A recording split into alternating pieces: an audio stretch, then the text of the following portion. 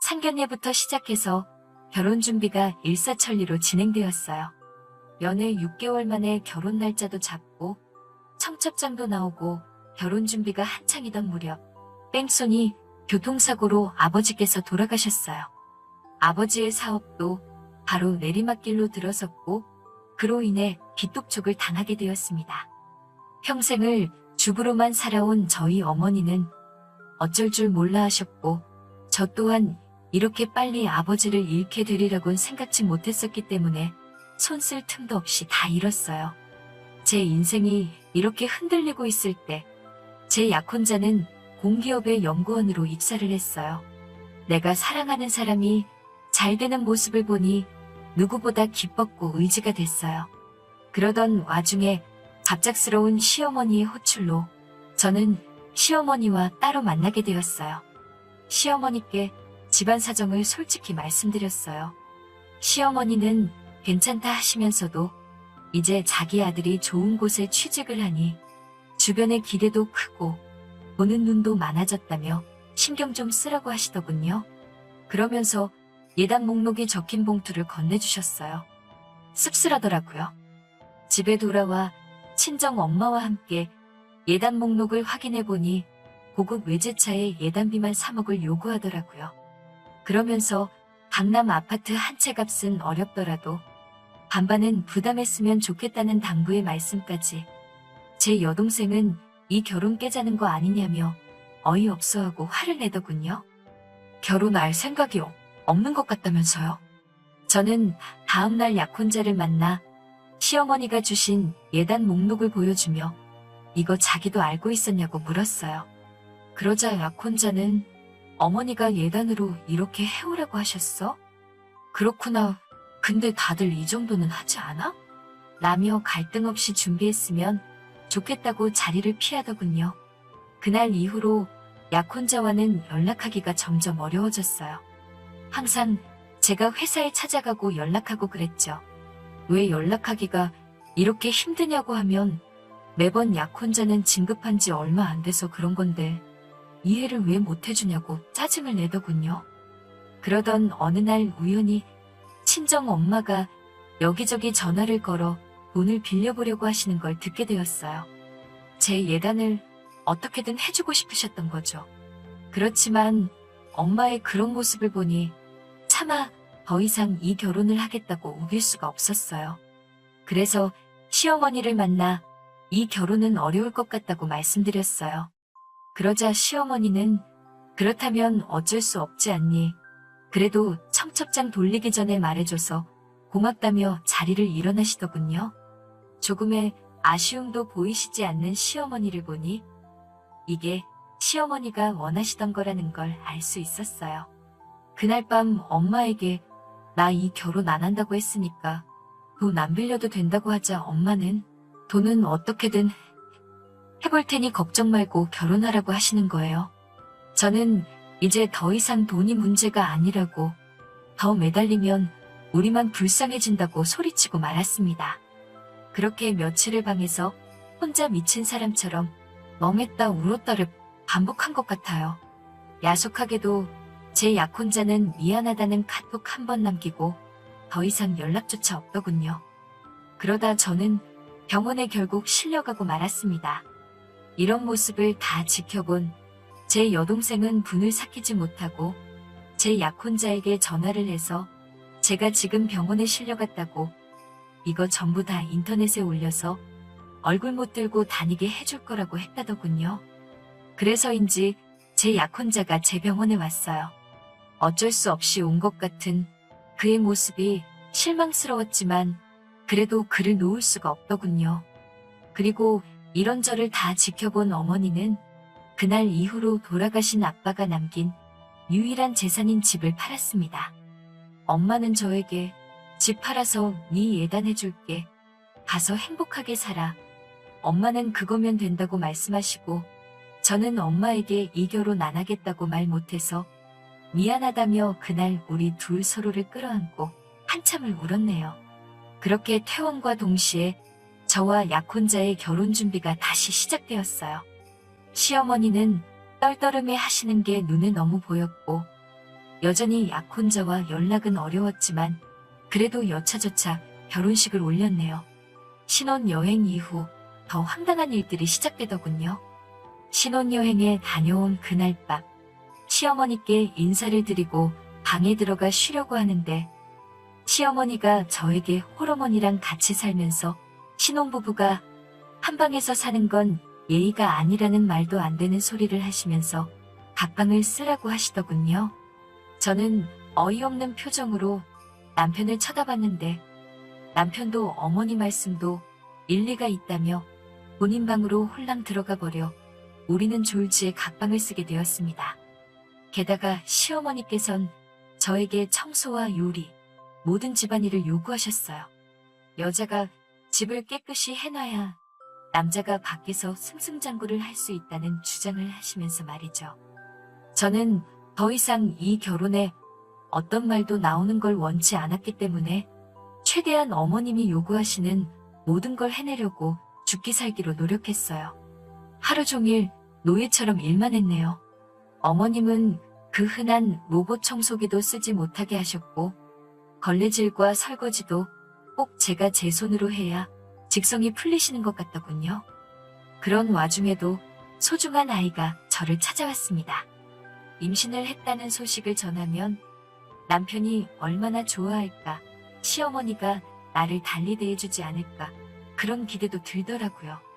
하지만 저희 임신 소식을 들으신 시어머니는 저에게 축하의 말씀은 고사하고 이제 아이를 핑계로 내 아들 목을 옥죄려고 하냐며 폭언을 하시더군요.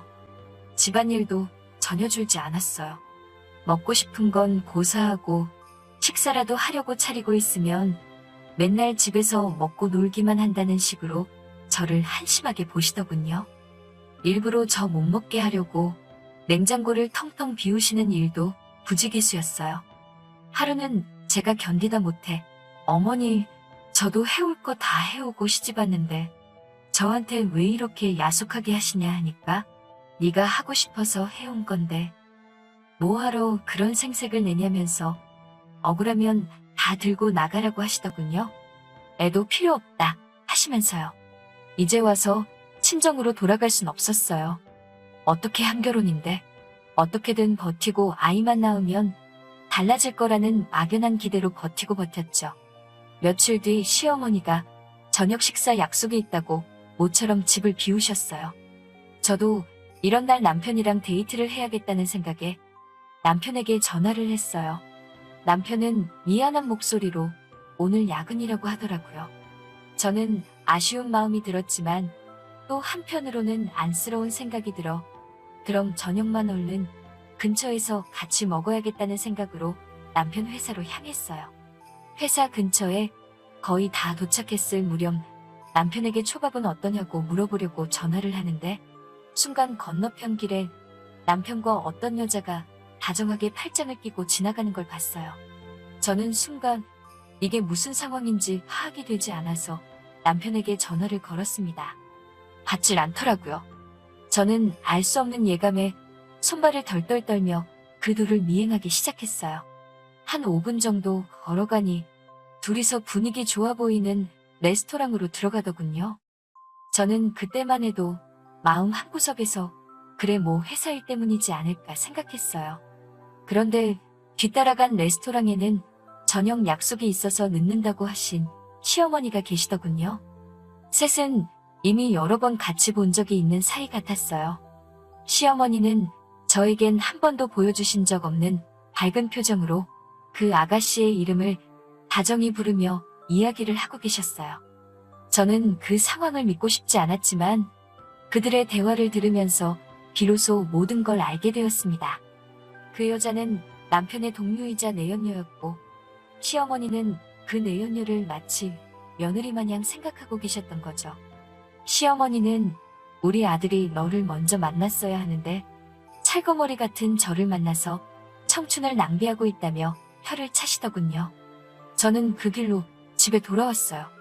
냉정하게 판단해야 한다는 생각과 동시에 뱃속에 있는 내 아이가 너무 걱정이 되더라고요.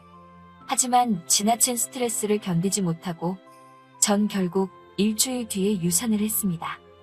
그러자 시어머니는 M이라는 사람이 지 몸도 똑바로 관리를 못해서 애가 죽었다며 폭언을 퍼부으시대요. 저는 더 이상 잃을 것도 눈에 보이는 것도 없었어요. 그래서 일단 증거를 확보하기 시작했어요. 시어머니도 남편도 제가 외도를 눈치챘다는 걸 모르고 있었기 때문에 저는 일단 흠신소에 의뢰를 했습니다. 남편과 상간녀는 어찌나 자주 만나는지 흠신소에서는 이렇게 쉬운 의뢰가 없었다며 100여장에 달하는 사진과 둘이서 모텔로 들어가는 영상까지 일주일도 걸리지 않아서 저에게 가져다 주었습니다. 이미 간통죄도 없어진 나라법에 제가 딱히 기대할 수 있는 건 없었어요. 저도 순순히 이혼해주고 물러날 생각이 없었고요. 저는 그날 저녁 식사 때 남편과 시어머니의 식사에 수면제를 섞었어요.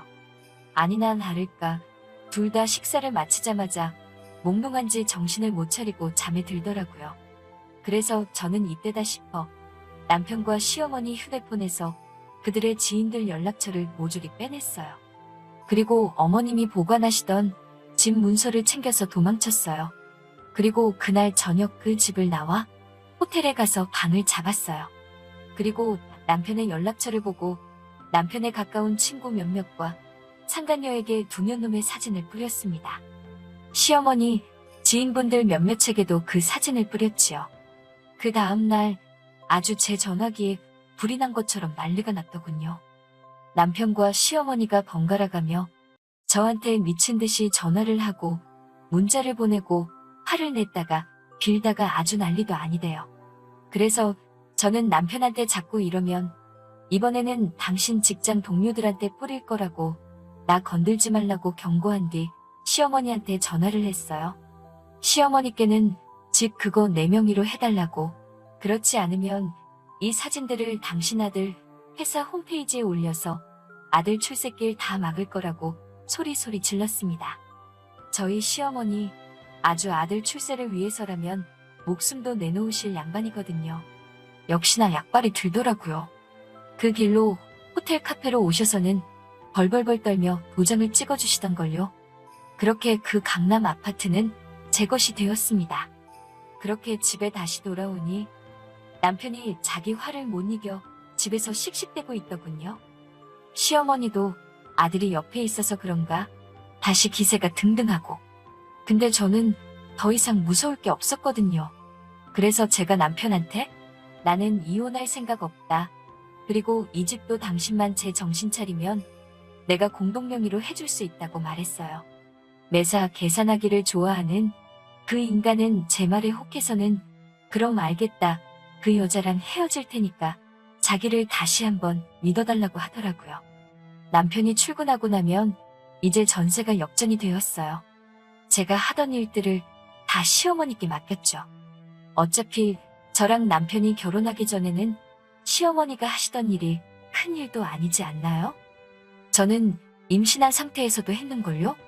뭐가 그렇게 억울하신지 결국 하루는 저한테 빽소리를 지르시다가 그대로 쓰러지셨어요. 바로 119를 불러 병원에 모셔갔는데 풍이 와서 반신을 못 쓰게 되신 거죠. 제가 원래 이렇게 지독한 사람이었던 걸까요? 저는 이때다 싶었어요. 기다렸다는 듯 모든 사진을 제가 가진 남편의 모든 연락처에 전부 다 보냈습니다. 그리고 그 상간녀에게도 네가 가장 행복한 날 내가 다 망쳐놓을 거라고 익명의 문자를 보냈습니다. 그리고 마지막으로 시어머니를 아무도 모르게 요양원으로 모시고 집을 팔아버렸어요. 소문에 의하면 지금도 남편이 저를 찾아 헤매고 있는 것 같더라고요. 이렇게까지 했어도 마음 한켠에 남은 응어리가 사라지질 않네요. 저 정말 나쁜 사람인 걸까요? 오늘 사연은 여기서 끝입니다. 긴 이야기 들어주셔서 감사합니다. 좋아요와 구독 눌러주세요. 사연 요청 및 제보 받습니다.